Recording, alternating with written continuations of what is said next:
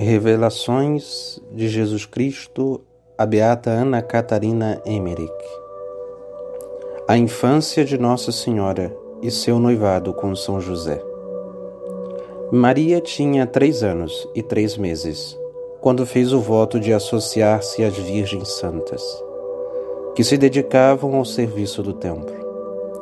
Antes da partida, fizeram na casa paterna uma grande festa, a qual estiveram presentes 5 sacerdotes, que sujeitaram Maria a uma espécie de exame, para ver se já chegara a idade de juízo e madureza de espírito, para ser admitida no templo. Disseram-lhe que os pais tinham feito por ela o voto, que não devia beber vinho ou vinagre, nem comer uvas ou figos. Maria ainda acrescentou que não comeria nem peixe, nem especiarias, nem frutas, senão uma espécie de pequenas bagas amarelas. Que não beberia leite, dormiria na terra e se levantaria 3 vezes durante a noite para rezar. Os pais de Maria ficaram muito comovidos com estas palavras. Joaquim abraçou a filha exclamando entre lágrimas: "Ó minha querida filha, isto é duro demais. Se assim queres viver, teu velho pai não te verá mais." Foi um momento de profunda comoção. Os sacerdotes, porém, disseram que se devia levantar só uma vez para a oração, como as outras virgens, acrescentando ainda outras circunstâncias atenuantes, como, por exemplo, que devia comer peixe nas grandes festas. Maria ofereceu-se também para lavar as vestes dos sacerdotes e outras roupas grossas. No fim da solenidade, vi que Maria foi abençoada pelos sacerdotes. Ela estava em pé, num pequeno trono, entre 2 sacerdotes. Aquele que a abençoou estava ali em frente, os outros atrás. Os sacerdotes rezaram alternadamente em rolos de pergaminho, e o primeiro abençoou-a, estendendo as mãos sobre ela. Tive nessa ocasião uma maravilhosa visão do estado íntimo da santa menina. Via como que iluminada e transparente pela bênção do sacerdote, e sob seu coração, em glória indizível, via a mesma imagem que também vi na contemplação do santo mistério na Arca da Aliança. Em uma forma luminosa, igual à do cálice de Melquisedeque, vi figuras brilhantes, indescritíveis, da bênção da promissão. Era como trigo e vinho, carne e sangue, que tendiam a unir-se. Vi ao mesmo tempo que sobre essa aparição, o coração da Virgem se abriu, como a porta de um templo, e o mistério da promissão cercado como que de um dossel, guarnecido de misteriosas pedras preciosas, lhe entrou no coração aberto. Era como se a Arca da Aliança entrasse no templo. Depois disso, encerrava o coração da Virgem o maior bem que naquele tempo havia no mundo. Desaparecendo essa imagem, vi apenas a santa menina, cheia de ardente devoção e amor. Via como que extasiada e elevada acima da terra. Joaquim e Ana viajaram com Maria para Jerusalém. Em procissão solene foi a menina introduzida no templo. Depois de oferecido um sacrifício, erigiu-se um altar por baixo de um portal. Maria ajoelhou-se nos degraus, enquanto Joaquim e Ana lhe puseram as mãos na cabeça, proferindo orações de oferecimento. Um sacerdote cortou-lhe então um anel do cabelo, queimou em um braseiro e vestiu-a de um véu pardo. 2 sacerdotes conduziam Maria muitos degraus para cima, a parede divisória que separa o santo do resto do templo, e colocaram-na em um nicho, do qual se via o templo embaixo. Depois um sacerdote ofereceu incenso no altar próprio.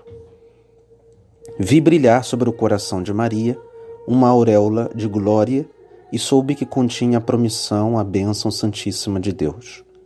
Essa auréola parecia como que cercada pela Arca de Noé, de modo que a cabeça da Santíssima Virgem sobressaía acima da arca. Depois vi a figura da Arca de Noé transformar-se na da Arca da Aliança, cercada pela aparição do templo.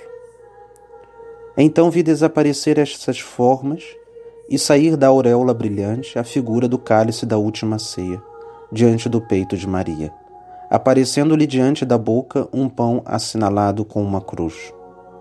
Dos lados lhe emanavam numerosos raios de luz, em cujas extremidades apareciam muitos mistérios e símbolos da Santíssima Virgem, como, por exemplo, os nomes da ladainha de Nossa Senhora em figuras.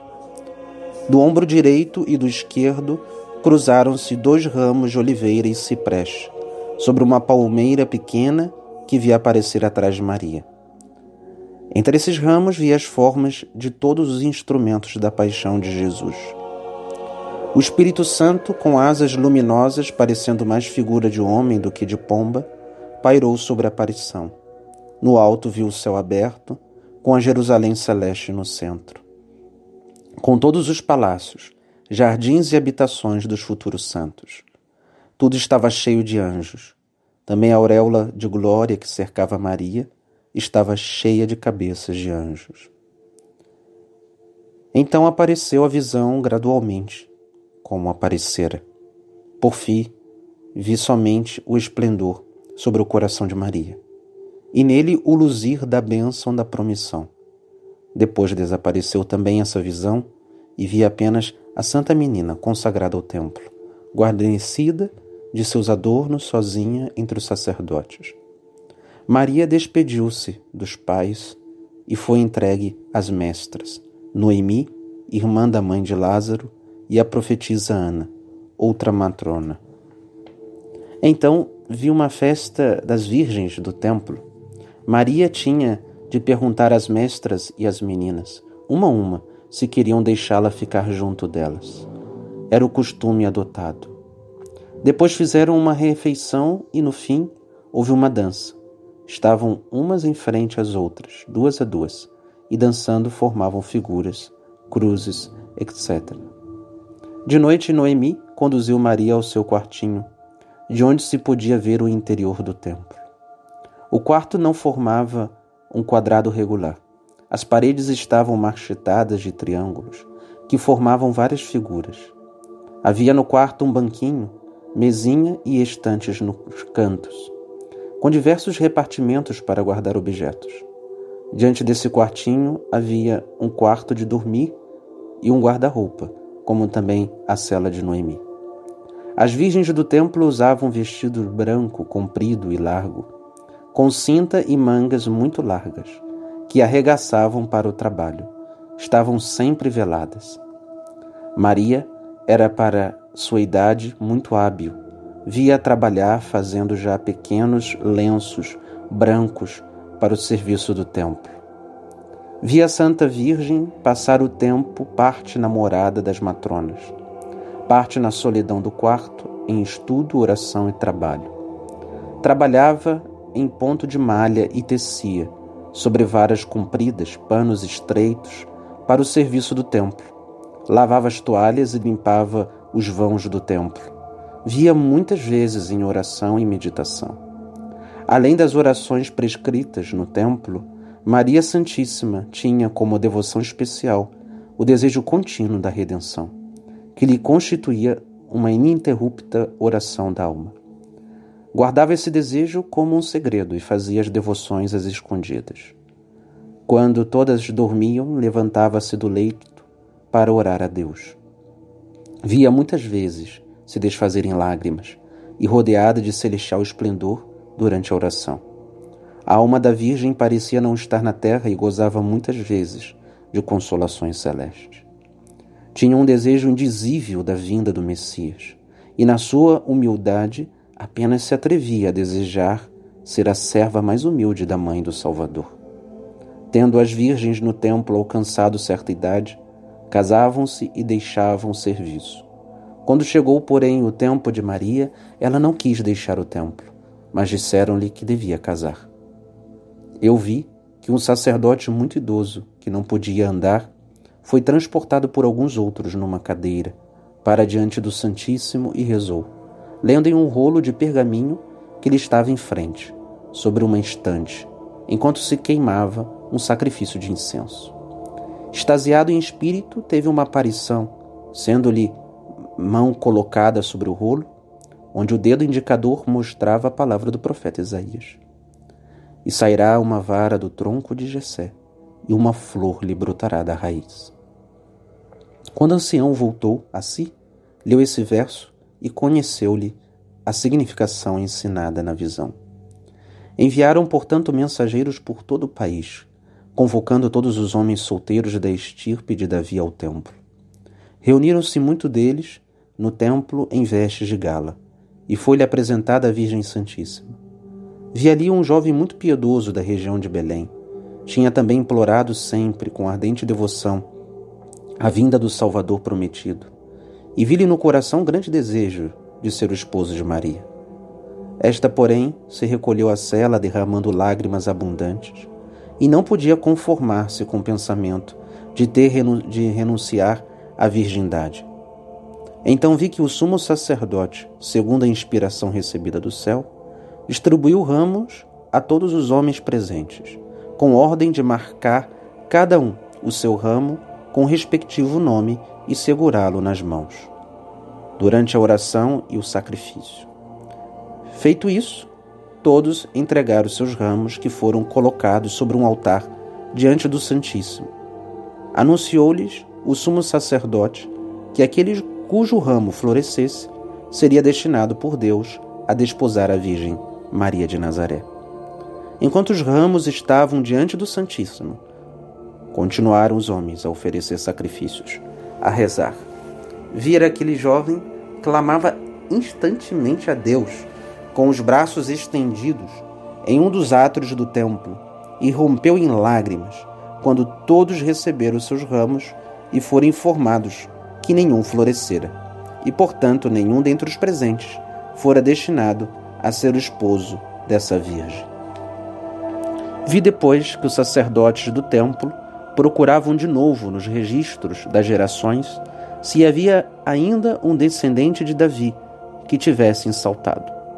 Como, porém, fossem marcados 6 irmãos de Belém, de um dos quais já há muito tempo não havia notícias, procuraram o domicílio de José e acharam-no num lugar não muito longe de Samaria, situado em um ribeiro, onde morava sozinho, perto do ribeiro, trabalhando em serviço de outros mestres.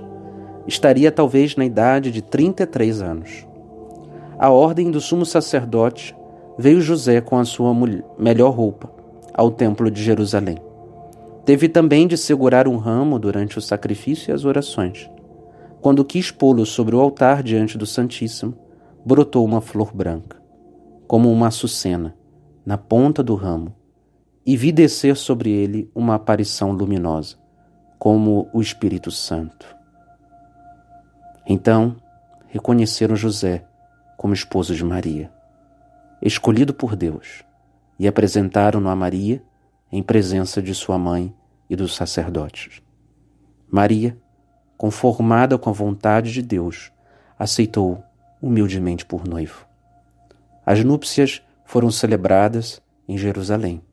Depois seguiu Maria com a mãe para Nazaré. José, porém, foi primeiro a Belém, a negócios de família. À sua chegada em Nazaré, fizeram uma festa, na casa que Ana montara para eles. Tinha José um quarto separado na frente. Ambos estavam muito acanhados. Viviam em oração e muito recolhidos. Ave Maria, gratia plena, Dominus tecum. Benedicta tui mulieribus et benedictus fructus ventris tui, Iesus. Sancta Maria, Mater Dei, ora pro nobis peccatoribus, nunc et in hora mortis nostri. Amém.